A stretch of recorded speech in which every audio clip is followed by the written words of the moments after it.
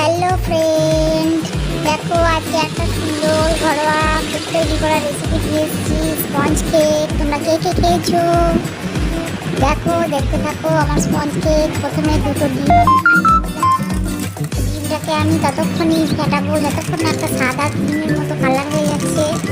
এই কেকটাতে ফেটানোটাই হচ্ছে সব থেকে স্পেসিফিক জিনিস। মানে তুমি যত সুন্দর করে করবে তত তো ভালো হবে। দেখো পুরো এবার আমি দিয়ে দিলাম চিনি গুঁড়ো।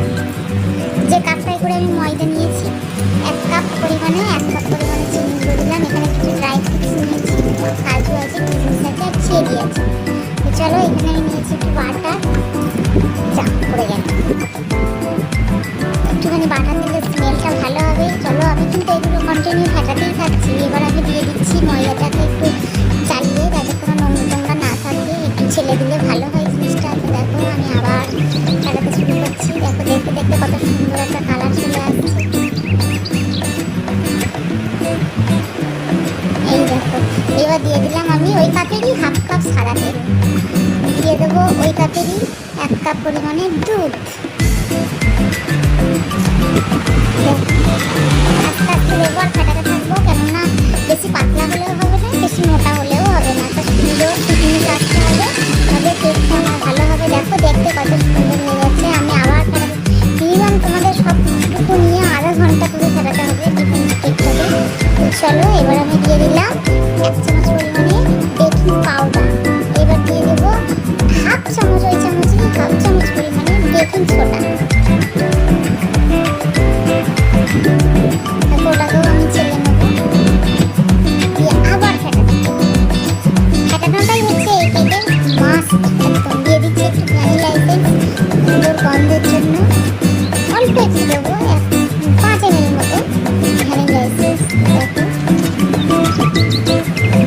এটাকে আবার ফেটাতে থাকবো। দেখো, আস্তে আস্তে জিনিসটা দেখতে কত সুন্দর হয়ে যাচ্ছে। দিয়ে দিলাম আরেকটু দুধ, একটু মোটা ছিল ব্যাটারটা।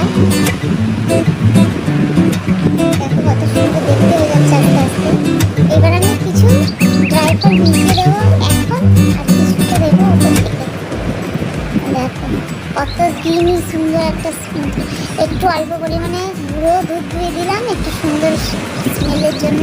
এরকম আমি এদিকে তোমার ইন্ডাকশানেতে একটু বালি গরম করতে দিয়েছি, এটার মধ্যেই আমি কেকটাকে বেক করবো। এরকম কিছুটা ড্রাই ফ্রুট দিলাম মিশিয়ে, তাকে আবার একটু মিশিয়ে নেবো। আমার ব্যাটারটা এখন মোটামুটি রেডি। এবার আমি একটা অ্যালুমিনিয়াম একটা পাত্রে, আমার কাছে বাটার পেপার ছিল না, তো আমি বাটার পেপার নিজেই রেডি করে দিলাম। একটু সাদা কাগজ কেটে তার মধ্যে বাটার ব্রাশ করে নিচ্ছি। দেখো, আমার ঘরোয়া বাটার পেপার, এতেও কোনো অসুবিধা হয় না, সুন্দর উঠে যায় কেক। রেডি। এইবার আমি কেকের ব্যাটারটা ঢেলে দেবো। দেখো কত সুন্দর দেখতে হচ্ছে।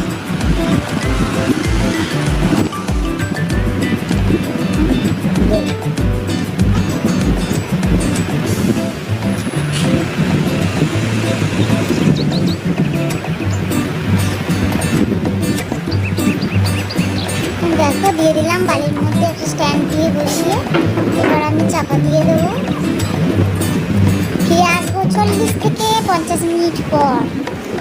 এই দেখো, আমি কেকটাকে এবার ওপেন করছি। তোমরা দেখতে পাবে কত সুন্দর